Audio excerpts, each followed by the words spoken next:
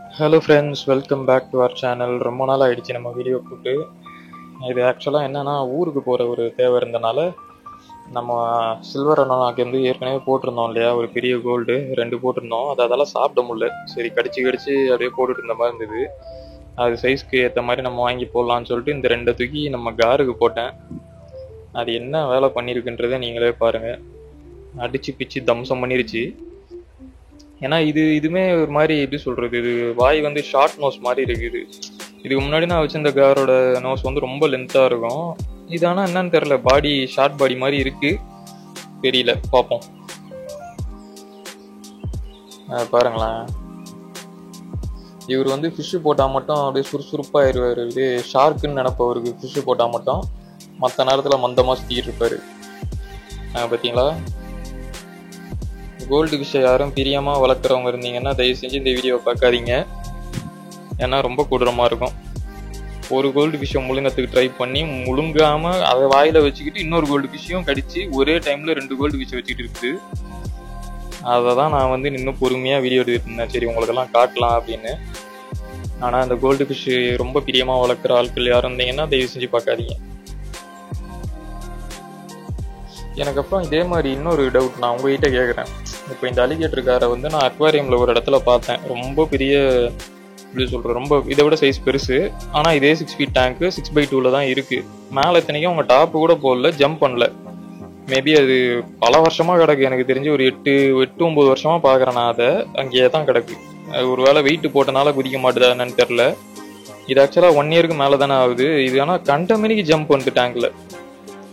So இதை வந்து நம்ம இந்த டேங்க்லேயே வச்சு வளர்க்கலாமா, இல்லை இதுக்கு சிமெண்ட் தொட்டி தான் பெஸ்ட்டுன்னு நினைக்கிறீங்களா அப்படின்றத வந்து கமெண்ட்டில் சொல்லுங்கள். ஏன்னா நம்ம சில்வர் அரோனா இப்போதைக்கு 4 feet டேங்க்கில் தான் இருக்குது. ஜாலியாக தான் சுற்றிக்கிட்டு இருக்குது, ஒன்றும் பிரச்சனை இல்லை இப்போ வரைக்கும். பட் சப்போஸ் அது வளர்ந்துருச்சுன்னா அதுக்கு கண்டிப்பாக இடம் தேவை. அதனால் நம்ம இப்போ பண்ணி வச்சுருக்க செட்டப் வந்து கரெக்டாக அப்படின்றத வந்து கமெண்ட்டில் சொல்லுங்கள். இல்லை இதுக்கு வந்து நம்ம சிமெண்ட் டேங்க் கட்டிட்டு இதை வந்து இந்த டேங்க்கில் திரும்ப சில்வர் அரோனா வச்சிடலாமா அப்படின்றதையும் சொல்லுங்கள். ஏன்னா நான் எதிரே பார்க்கல இந்த ஜெயின் கோரா அப்புறம் இந்த ரெட் டெயில் எல்லாம் இப்போ ஒரே டேங்க்கில் இருக்கும் அப்படின்னு. ஏன்னா அதுங்களும் இப்போலாம் லைஃப் ஃபீட் தான் சாப்பிடுது. அதுங்க இப்போதைக்கு 3 feet டேங்க்கில் இருக்குது, ஒரு பார்ட்டிஷனோட கிடக்கு. அந்த பார்ட்டிஷனும் வச்சு ஒரு பிரயோஜனமும் இல்லை, ஏன்னா ரெண்டும் ஒரே சைடில் தான் இருக்குது. ஸோ அந்த பார்ட்டிஷனை பிச்சு விட்டுட்டு அந்த 3 feet டேங்க்கை வந்து நம்ம ஒரே ஸ்பேஸாக அதுங்க 2த்துக்கும் கொடுத்துடலான்னு தான் பார்க்குறேன். ஆனால் இது எல்லாமே டெம்பரரியாக தான் இருக்கும். எப்படியும் இதுங்களும் வளர்ந்துருச்சுன்னா தெரியல, எனக்கு எப்படி மேனேஜ் பண்ணுறதுன்னு தெரில, பார்ப்போம். ஏன்னா கேட் ஃபிஷ் வந்து கோரா கிட்ட நல்லா கடி வாங்குது. மேலே ஒரு ரக்கா இருக்கும் பார்த்தீங்களா, அது கண்டமணிக்கு பிஞ்சிருக்கு இப்போது. ஆனால் கேட் ஃபிஷ் வந்து முன்ன மாதிரி இல்லை. ஃபஸ்ட்லாம் சிக்கனோ கோல்டு ஃபிஷ் எது சாப்பிட்டாலும் உடனே வாமிட் பண்ணிடும், வெறுப்பாக இருக்கும் எனக்கு. ஆனால் இப்போலாம் அப்படி இல்லவே இல்லை. என்ன எப்படி ஃபிஷ் சாப்பிட்டாலும் சரி அது பாட்டுக்கு சுற்றிட்டு கிடக்குது, நல்லா வளரவும் ஸ்டார்ட் ஆகிருச்சு.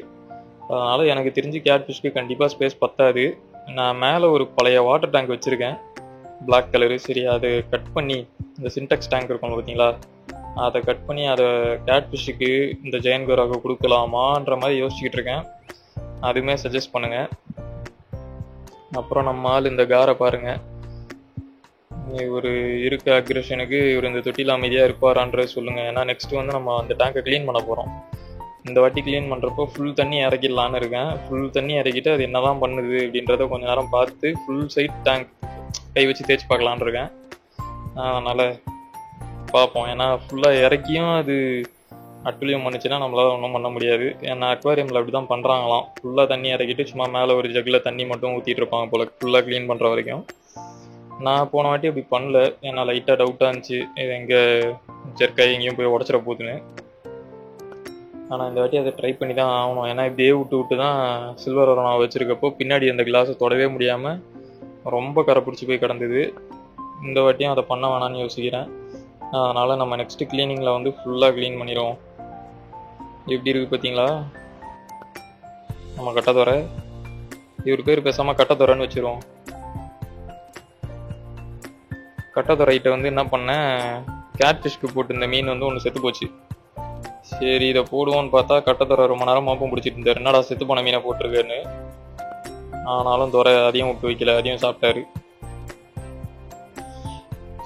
வீடியோ ஸ்டார்டிங்கில் சொல்லியிருந்தேன் இல்லையா அந்த ஊருக்கு போகிற தேவை இருந்துச்சுன்னு. அதனால் என்ன பண்ணேன், மீன் நிறையா வாங்கிட்டு வந்துட்டேன். ஃபீட் ஃபிஷ்ஷு வாங்கிட்டு வந்துட்டு ஒரு 4 நாளைக்கு தேவையான மாதிரி கேட் ஃபிஷ்ஷுக்கு, ஜெயின் கோராக்கு, அரோனாக்கு, அலிகேட்டருக்கு எல்லாருக்குமே பிரித்து போட்டேன். பிரித்து போட்டு 4 நாள் கழிச்சு வந்து பார்த்தேன், ஃபுல்லாக டஸ்ட்டு மட்டும்தான் மிஞ்சி இருந்தது. ஒரு மீன் கண்ணில் சிக்கலை, எல்லாத்தையும் சாப்பிட்டாங்க.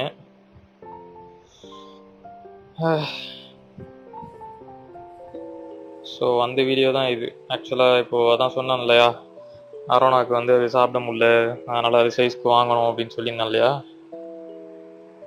அதனால் இவ்வளோ கோல்டு ஃபிஷ்ஷை வாங்கி கொத்தா அள்ளி எல்லாருக்கும் பிரித்து போட்டேன். நம்ம காரு எப்பவும் போல் சொன்ன மாதிரி ஃபிஷ்ஷு போட்டால் மட்டும் அவர் இளமையாயிருவார், ஷார்க் ஆயிடுவார். மற்ற நேரத்தில் தான் கட்டத்தொரை அப்படியே அமைதியாக சுற்றுவார். இந்த மீனை போட்டோன்னா மட்டும் அப்போ தான் டேங்க்கில் ஏதோ மீன் இருக்குன்னே தெரியும். தண்ணி ஒரு மாதிரி அசைகிறது என்ன, டேங்க்கில் சவுண்டு டம்மு டிம்முன்னு கேட்குறது என்ன, மற்ற நேரத்திலலாம் ஸ்விங்கி மாதிரி உட்காந்துருக்கும். இது எனக்கு தெரிஞ்சு நான் இன்றைக்கி நைட்டு போட்டுட்டு ஊருக்கு போன நைட்டே காலி பண்ணியிருக்கோன்னு நினைக்கிறேன். எல்லாத்தையும் 4 நாளைக்கு பசியில் தான் உட்காந்துருக்கோன்னு நினைக்கிறேன். ஏன்னா நான் வந்த நாளே கிட்ட போனோன்னே ஏதோ சோறு போட போகிறேன்னு நினச்சிட்டு தெரிச்சிட்டு ஓடி வந்தது. இது இன்னுமே பசியில் தான் இருக்குது. நான் 2 நாள் ஆயிடுச்சு, இன்னும் நான் போடல. சிக்கன் வாங்கலை, ஏன்னா இன்றைக்கி தான் நான் வாங்கணும். சிக்கனை வாங்கி நான் போடுறத ரெக்கார்ட் பண்ணி வச்சுட்டு உங்களுக்கு நான் க்ளீன் பண்ணுவோம்ல இந்த டேங்க், அப்போ அந்த கிளிப்போடு தான் நான் ஆட் பண்ணுறேன். அப்போ பாருங்கள்.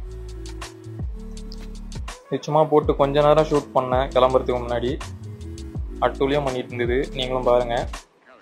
ஸோ இதோட இந்த வீடியோ அவ்வளோதான். நம்ம வந்து நெக்ஸ்ட் வீடியோவில் சொன்ன மாதிரி க்ளீனிங் தான் பண்ணணும். எல்லா டேங்க்கும் க்ளீன் பண்ணணும். இருக்கிறது 3. இந்த 3 டேங்கை க்ளீன் பண்ணுறதுக்குள்ளேயே போதும் நான் எடுத்து பார்ப்போம். இன்னொரு எம்டி டேங்க் இருக்குது, அதை இது கீழே வச்சு செட் பண்ணுவோம். நெக்ஸ்ட் வீடியோவில் பார்ப்போம்.